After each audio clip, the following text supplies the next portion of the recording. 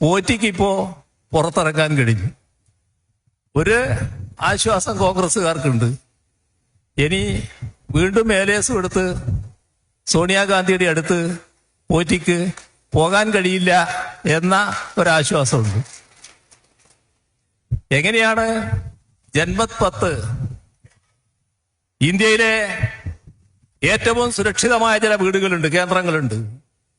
അതിലൊന്നാണ് ജൻമത് 10. അവിടെയാണ് സോണിയാഗാന്ധിയുടെ താമസം. അവിടെയാണ് ഒരുപാട് കോൺഗ്രസ് നേതാക്കൾക്ക് മുഖം കാണിക്കാൻ കഴിയാതെ തിരിച്ചു പോരേണ്ടി വന്നിട്ടുള്ളത്. അവസരം കിട്ടിയിട്ടില്ല. അവിടെയാണ് പോറ്റിയും ഇവിടുത്തുകാര് രണ്ടാളെ നിങ്ങൾക്കറിയാലോ. രണ്ടുപേരും ഇപ്പോഴത്തെ പാർലമെന്റ് അംഗങ്ങളാണല്ലോ. രണ്ടുപേരും കൂടി അവിടെ എത്തുന്നത്. അവിടെ എത്തിയപ്പോഴോ ഈ മൂന്നാൾക്ക് പുറമെ വേറൊരാള് കൂടെ. അതാര്? ബെല്ലാരിക്കാരൻ. അറിയില്ലേ? അദ്ദേഹത്തിന്റെ പേര് ഗുണം എന്നൊക്കെ ഉണ്ട്, പക്ഷെ സ്വഭാവത്ര ഗുണമല്ല. ഇവിടെ അയ്യപ്പന്റെ സ്വർണം കട്ടയാളും അത് വാങ്ങിയ ആളും എല്ലാം കൂടി നേരെ സോണിയാഗാന്ധിയുടെ അടുത്തെത്തുകയാണ്. ഇതല്ലേ ചിത്രം? എങ്ങനെ എത്താനായി? എന്താണ് അത്ര വലിയ സ്വാധീനം പോറ്റിക്ക് അവിടെ?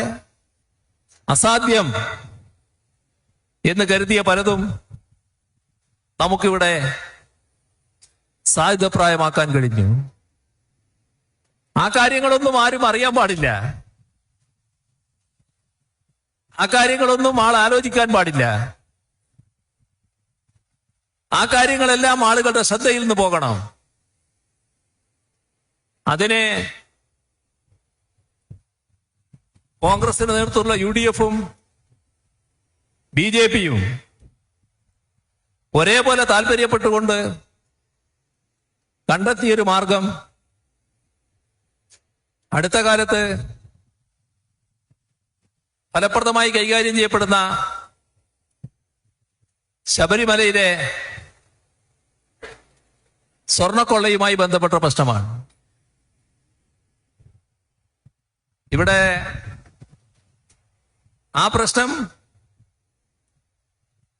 നിയമസഭയിൽ ചർച്ച ചെയ്യണമെന്ന് ആവശ്യപ്പെടാൻ പ്രതിപക്ഷം തയ്യാറല്ല.